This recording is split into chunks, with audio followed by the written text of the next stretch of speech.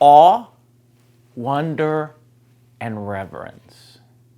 We've been talking together about kinship and how do we practice kinship. We've been struggling together about what that looks like in the everyday of life. And today's passage is a perfect example of the way in which kinship can happen in our community to this day.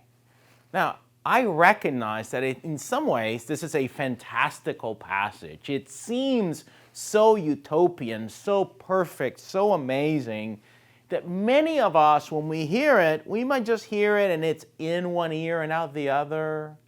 We might chuckle a little bit at how idealistic it is. And as you know, I'm a confessed idealist. So it is hard at times when we read a text like this to then say, okay, what does this mean for us on this day? And what does this look like in practice, in the everyday, in the real world maybe even? Well, it's certainly true that these early writers about church community, these folks who were collecting our narratives, were being a bit, let's just say, hyperbolic at times about what was really happening in those communities. But even in those fantastical stories, slightly hyperbolic, yes, are giving us a hint of the hopes and dreams of what it looks like to be a people, a community, a people committed to a particular way of life. And today, I've been thinking about this text, this beautiful text, and how it introduces these three aspects, awe and wonder and reverence, as key cornerstones for a practice of kinship in the everyday of life. Think about it in your own life. Think about the last time you had a sense of awe. Now, this word awe, it's an interesting word in the Greek because it's the cornerstone of the word phobia. It's phobos. and it's about fear, but it's that kind of a exciting and positive fear. It's that encounter with something, someone, or a situation that makes the hair stand in the back of your neck. That sense that something is happening here that I haven't felt before. Think about that sense of awe. I had that sense of awe a long time ago when I saw one of my favorite musical artists in concert for the first time. There was something about the lights and the smoke and the band playing, and when that person that I looked up to for so long came out into the stage, I could feel the hairs in the back of my neck stand up. Awe. And what about wonder? Wonder is a sense of curiosity. Wonder is a sense of freedom. Wonder is a sense that there's more out there in the world to experience and to see that we haven't before. When was the last time you experienced wonder in your own life? Maybe when you look at the stars on a starry night. Or for me, growing up in Puerto Rico, so close to the ocean, for me it's always been standing on the beach and looking at the horizon and seeing how expansive it is. The wind blowing in my face, the salty air hitting my nose, and all of a sudden there's something there about the grandness of creation. For some of you might be looking at the mountains and seeing how huge they are. They almost seem out of this world when you first encounter them, don't they? Wonder. And what about reverence? I often think of reverence when I enter a holy space. And I enter this holy space and there's something in that space. There's a sacredness to the space. Or sometimes I sense a reverence when I go into a cemetery with families.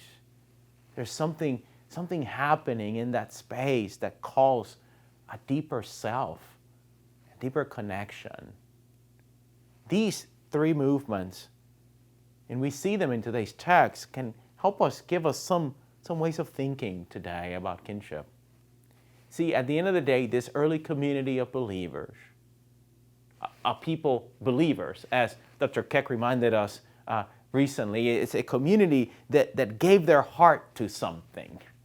This community gave their heart to Jesus Christ, gave their heart to that way. And in this community of believers, there was a sense of awe at the amazing things happening in light of that encounter. There were really miraculous things happening, things that were hard to explain at first sight. People finding healing again, people finding connection again, people finding community again. In other words, this sense of awe didn't come from outside their own encounter. It came from seeing the other and seeing God at work in that other through this encounter. We are seeing some of that sense of awe in our midst as we have been tackling medical debt, for example, and some who have written to us saying thank you have described it as a miracle. Awe. We cannot believe it, can we? That this work is happening in this community through us, making an impact. Awe happening. And that awe caused this community to come together and continue this faithful work. Did you hear what the text says? That they were sharing all things in common, and they distributed the proceeds. When they sold what they had, they distributed the proceeds to all who had need. This awe kind of forced them to see the other in new ways. And in seeing that other, they saw the needs in their community and they responded. We too respond. And that in itself is the awe at work in our community.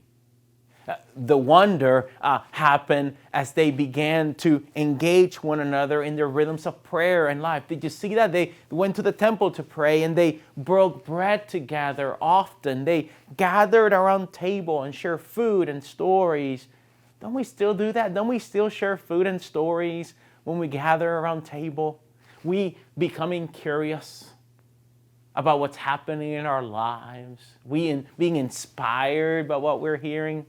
Sometimes that wonder also leads us into compassion and community, right? When someone in the community is going through a difficult time and we hear them, when someone's grieving, when someone has had a recent loss, we hear their stories as we eat together and as we gather together, and a sense of wonder emerges in us.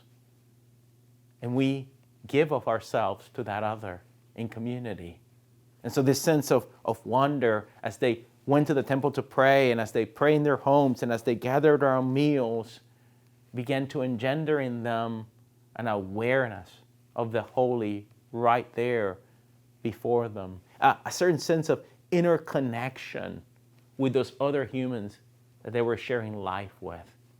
What would it look like for us to share table more often with our neighbors, with our friends, with strangers? To share stories in that way.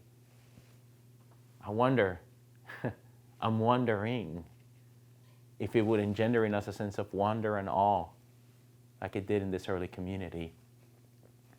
And then this reverence, to seeing the sacred in that other, not just in spaces that we might call sacred, but in the sacredness of all of life and space, in all that we do, in all the expressions of life together, a sense that something holy is here, something set apart is here. There's this sense of dignity in each human and in creation that's at play here. And this community saw that reality. And did you read or hear what was said? But because of this practice of awe and wonder and this practice of giving their life over to this way of Jesus and this practice of eating together and sharing all their resources and these practices, then little by little, the Lord added to their number those who were being saved, those who were finding healing, wholeness, and new life, those who were encountering integration and community, those who were encountering kinship. So people of God, we have an opportunity each and every day. So may we go into the world with curiosity, expecting to be awed at the beauty of creation and at the beauty of our fellow humans, where they are, as they are. May we become curious as we wonder at the encounters we have and at the stories we hear and at the ways in which we see God at work all over our lives. In community, in connection, together around the coffee pot and when we're waiting in line at the grocery store, when we're pumping gas and when we are getting together with friends, a sense of curiosity about what God might be up to right then and there. And then may our practice of prayer and praise, may our practice of eating and drinking together, may our practice of work and play, may our practice of spiritual community, both in this building we call the sanctuary, called the church, but also in the spaces beyond these walls, may it birth in us a sense of reverence for all humanity, the God in us that's constantly transforming and speaking, connecting us in a deep love, connecting us in kinship.